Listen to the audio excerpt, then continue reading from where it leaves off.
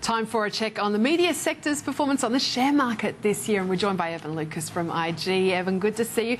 How did the sector perform compared to the ASX 200, and who are the best and worst performers? Yeah, it's done very, very well this year, actually, Bright. If you compare it to the ASX up around about 8.75%. The media sector as a whole is actually up around about 16.5%, so it has done very, very well. And look, it's probably because it has been coming from a low base, and sort of some of the stocks that have really had a very, very tough time over the last 4 or 5 years have finally seen some really good positive moves. So if we have a look at the biggest driver and the biggest winner this year, it is actually in the .com space, and that's realestate.com.au, up a massive 126% all the way through FY13. It's driven basically because we've seen really good revenues coming in to the numbers. They've also seen housing pricing and advertisement through the site doing very, very well. If you go back to the traditional media sites, you've seen particularly the small plays do quite well. So places like Southern Cross, that's up 59%. You've also got Prime, they've gone up almost 40%. And then if you look at the traditional players like something like Fairfax Media, Fairfax is up 27%, and Seven West Media have also done quite well, up 31%. So considering how good those numbers are, it's quite interesting to see a little bit of a tepid number of 16%. The worst performer this year, unfortunately, has been 10, and 10 is down around about 7%, but it is actually down 32% since their March high, and they have still struggled quite heavily through the year, and unfortunately it does look like that may continue in the interim as well. Of course, big story towards the end of the year was the listing or relisting of Nine on the market. Yeah, it certainly was. Nine, unfortunately, has had a little bit of a terrible start in terms of its IPO back on. Private equity certainly spun it out, and if you got it in the IPO at $2.05, you're actually, unfortunately, down 10% since that listing date. If you got it in on the day, you're down around about 8.5%, and a lot of people are still questioning whether or not their current multiples are actually affordable, and comparing it to somebody like Seven West Media that has had a fairly troubled time with the debt. It's been a tough time. That's why at the moment people want to actually see if Nine are generating the revenues that they actually put in their prospectus and what their IPO said. So it's been a tough spin out from private equity back onto the market. Nine certainly hasn't had a very good time since it's listed, and you probably would expect that to continue until we actually see numbers coming out. So a lot of brokers unfortunately don't like Nine, and certainly believe that at 9 times EBITDA it's probably too expensive. The split of News Corp, of course, a big story that happened in June. How have those two companies fared? Yeah, they've done very, very well. Now, I'll probably take it from two sides. If you have a look at Fox, which was the original News Corp, they obviously spun themselves out to take most of the TV assets globally, and they really want to drive that American asset quite hard, particularly in sport, particularly in news. Since the spin out, they've done themselves quite nicely, up around about 10.4%, and they do see really good revenues coming out of not just their TV assets, but also the cinemas. Fox, 21st Century Fox is doing very nicely with revenues well into the billions, and that is certainly driving it further forward. But the real surprise packet has actually been New News Corp. They've actually up around about 32% since they've been spun out, and it's probably because they've got a very big war chest of cash that Rupert Murdoch's left for them. They do look like getting some really quite nice assets globally. Foxtel's doing all right. They do still, unfortunately, have some legacy issues with their newspapers, but they do look like they are getting that online. And we did see the Australian, for instance, a couple of weeks back coming out with really good digital subscriptions, and that is where New News Corp sees their sort of direction changing in that News Corp space particularly, and that hopefully in 2014 was what we're seeing, and that will continue that nice little run-up we've seen since they've spun out. Thank you so much for that, Evan. Thanks, Bridie. Evan Lucas there from IG. And Evan, of course, mentioning that big story, Nine listing on the market, relisting on the market. And we spoke to the CEO of Nine Entertainment, David Gingell. He sounded very positive about the outlook for 2014 as Nine made that market debut. I think the economy's going along nicely at the moment. I think that television will continue to get its share of the total advertising market. So I think the cyclical nature that the shareholders have benefited from television will still come through as the economy continues to grow. We've had 3 years basically of down markets across most media sectors. So I feel strongly that that's going to continue. I think there's going to be some government legislative tweaks we'll go through over the next few years that will actually be designed to improve the viewing experience and the consumption of local storytelling. I think you cannot underestimate the cultural impact of Australians' content being told to Australians. And for media companies, cross-platform integration sales, that's the holy grail. Nine Entertainment's cross-platform sales arm is powered. And the new group director is Matt James, who joins us on the program. Matt, thanks so much for your time. Good afternoon. Thank you. Just firstly, of course, you've been on the Nine 2014 upfronts. I have. What was the highlight? What's the highlight for you coming up? The upfronts is obviously a great opportunity for us to tell advertisers and clients what's coming up in 2014 and kind of just really talk to them about our highlights in 2013 as well. I think some of those were really, the acquisition of MI9, our digital arm, 100% acquisition from Nine was a key highlight for us.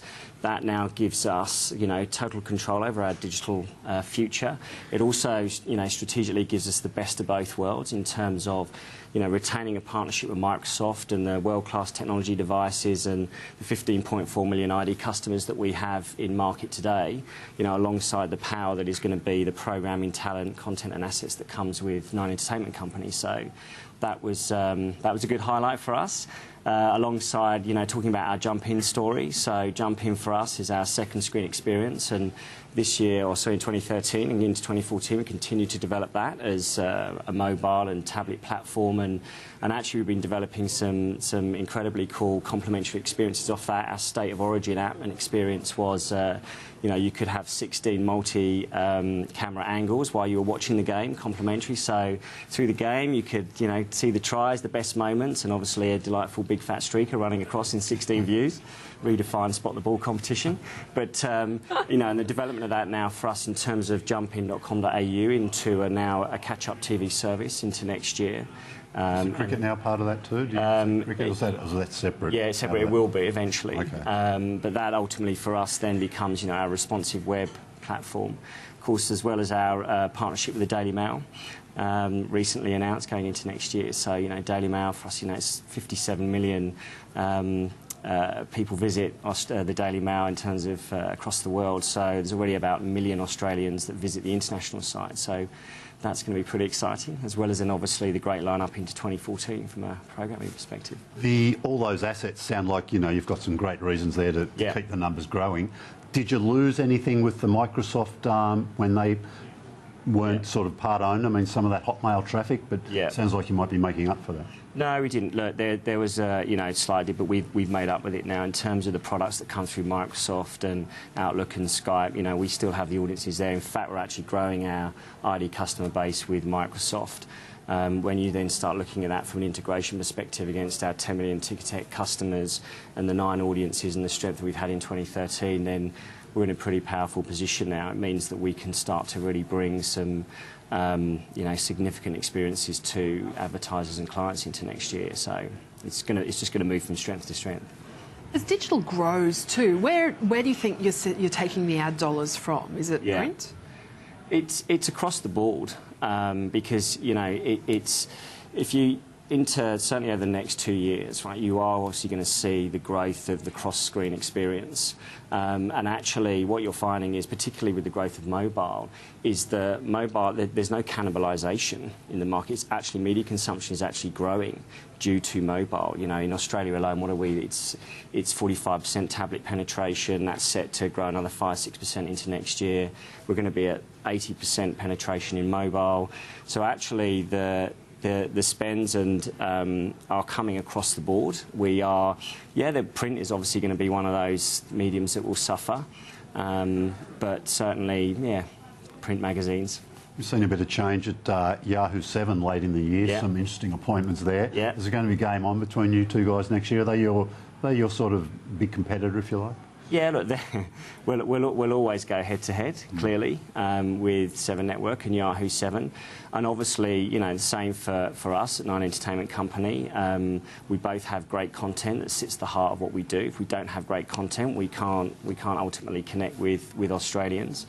But ultimately for us, it's both an exciting and a humble juncture. TV will always remain the cornerstone, but ultimately it's not now the single platform. So for us, our consideration landscape in where we compete has actually expanded quite significantly, and that's why for us we're in an awesome place to take that on into 2014.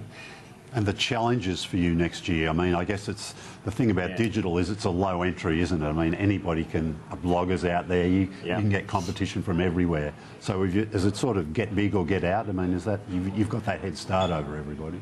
Yeah, I think, look, they're all opportunities as we see them. Going into next year, I think there's going to be some changes in terms of the way that the market moves, particularly around from a programmatic perspective, and actually that just opens up massive opportunities for advertisers to come on in both an efficient and effective way. You know, the technology that now enables advertisers to be very contextually relevant within those environments. You know, an efficient level is going to be really, really important. You know, no one wants to be searching for cars online and then find themselves served with some random ad that is sort of Latvian cupcakes made out of goat's cheese. So I think actually it's a big opportunity. I don't think it's you know, a big old get out in that respect, but certainly the real killer is around the customers and the customer data and the scale of that. And how we then bring accountability to the market. So that for me is the real barometer in terms of how advertisers and clients want to be able to connect with our own customers, the scale of that, and how we can then connect them to our own audiences. That's really the play. Yeah, so that's you're alluding to there. We hear the big data. So you must have this sea of information about your customers. Yeah, I kind of slicing and dicing that for. Yeah, and look, it's I kind of big data for me is sort of finished. You know, we got enough data. Is the bottom line. It's actually now how we start to bring deep insight, intelligence, and accountability. I think digital, especially now, has the responsibility to start being able to measure, you know, deeper ROI and KPIs around brand equity and all of those things, and we're in that place to do that. So into next year, we're going to see some great work done with clients around the data piece. Matt, thank you so much for coming on the program today. Thank you. Matt James from Powered there. Coming up on Media Week, Mel Hay, Head of TV at OMD. She's going to join us and take us through the TV ratings for 2013 and her outlook for 2014.